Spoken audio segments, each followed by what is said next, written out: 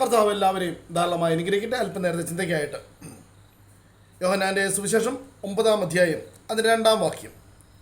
അവൻ്റെ ശിഷ്യന്മാർ അവനോട്, റബി, ഇവൻ കുരുടനായി പിറക്കത്തക്കവണ്ണം ആർ പാപം ചെയ്തു, ഇവനോ ഇവൻ്റെ അമ്മയപ്പന്മാരോ എന്ന് ചോദിച്ചു.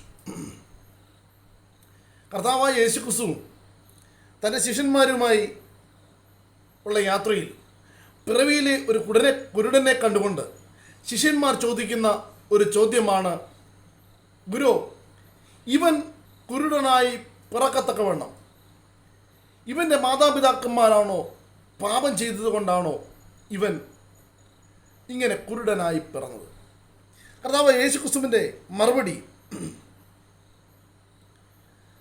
അവനെങ്കിലും അമ്മയപ്പന്മാരെങ്കിലും പാപം ചെയ്തിട്ടില്ല, ദൈവപ്രവൃത്തി അവനെങ്കിൽ വെളിവാകേണ്ടതിനത്രേ.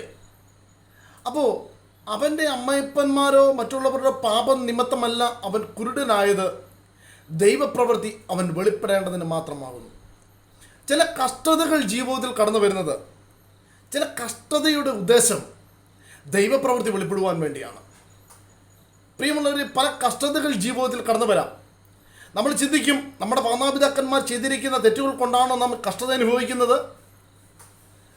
ഈ കഷ്ടത അനുഭവിക്കുവാനുള്ള കാരണം എന്താണ്? ഇങ്ങനൊരു കഷ്ടത ജീവിതത്തിൽ വരാനുള്ള കാരണം എന്താണ്? ഇതൊക്കെ നാം ചിന്തിക്കുമ്പോൾ ദൈവപ്രവൃത്തി നമ്മൾ വെളിപ്പെടുവാൻ വേണ്ടി മാത്രമാണ് ചില കഷ്ടതകൾ ജീവിതത്തിൽ കടന്നു വരുന്നത്. ദൈവപ്രവൃത്തി നമ്മളിൽ നിന്ന് വെളിപ്പെടണമെങ്കിൽ, ദൈവപ്രവൃത്തി നമ്മൾ നിലനിൽക്കണമെങ്കിൽ, ദൈവപ്രവൃത്തി നമ്മൾ കൂടെ പുറത്തു വരണമെങ്കിൽ ചില കഷ്ടതയിൽ കൂടെ നാം കടന്നു പോകേണ്ടതാണ്. നമുക്ക് യോബിൻ്റെ ജീവിതത്തിലേക്ക് കടന്നു വരുമ്പോൾ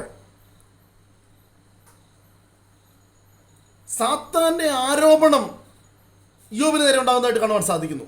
യോബിനോട് പറയുന്നൊരു കാര്യമുണ്ട്, ദൈവത്തോട് പിശാച് പറയുന്നൊരു കാര്യമുണ്ട്, നീ അവന് ചുറ്റും വേലി കെട്ടി സൂക്ഷിച്ചിരിക്കുന്നു, നീ അവനെ അതിൽ നിന്ന് പുറത്തു കൊണ്ടുപോവാ, അവൻ നിന്നെ തള്ളിപ്പറയുമെന്നൊക്കെ പിശാച് പറയുന്നതായിട്ട് കാണുവാൻ സാധിക്കുന്നു. ദൈവം പറയുന്നൊരു കാര്യമുണ്ട്, നീ അവൻ്റെ പ്രാണനെ തുടരുത്, മറ്റെന്തും നീ ചെയ്തോളാൻ പറയുന്നതായിട്ട് കാണുവാൻ സാധിക്കുന്നു.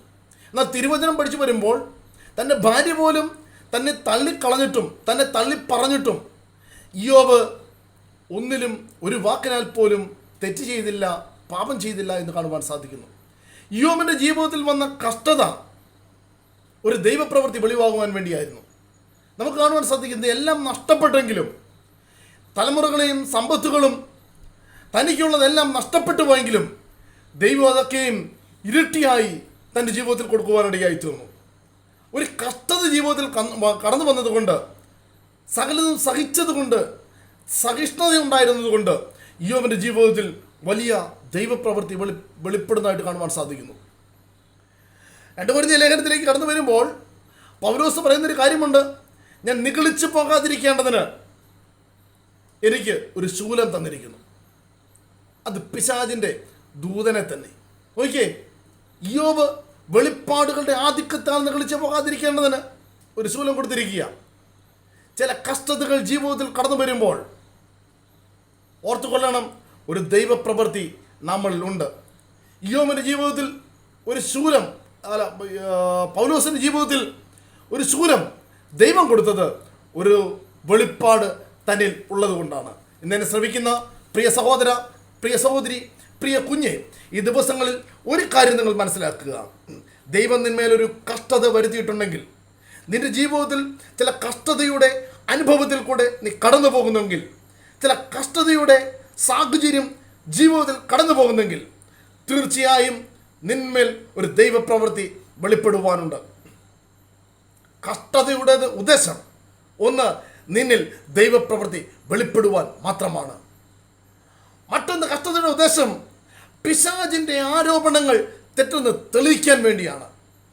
മൂന്നാമത്, കഷ്ടതയുടെ ഉദ്ദേശം നിന്നിൽ വെളിപ്പാടുകളുടെ ആധിക്യം കൊണ്ട്, ചില നന്മകൾ കൊണ്ട്, ചില അനുഗ്രഹങ്ങൾ കൊണ്ട്, മറ്റാർക്കും ലഭിക്കാത്ത ചില താലന്തുകൾ നിന്നുള്ളത് കൊണ്ട് നീ നിഗളിച്ചു പോകാതിരിക്കേണ്ടതിന് ചില കഷ്ടതകൾ ജീവിതത്തിൽ കടന്നു വരുവാനിടയായി തീരും. അതുകൊണ്ട് ഈ ദിവസങ്ങളിൽ അത് മനസ്സിലാക്കി, ഈ കഷ്ടത എന്മേൽ ദൈവം തന്നിരിക്കുന്ന ചില അനുഗ്രഹങ്ങൾ പ്രാപിക്കുവാണെന്ന് മനസ്സിലാക്കി ഈ ദിവസങ്ങളിൽ കർത്താവിൻ്റെ വരവനായി ഒരുങ്ങാം.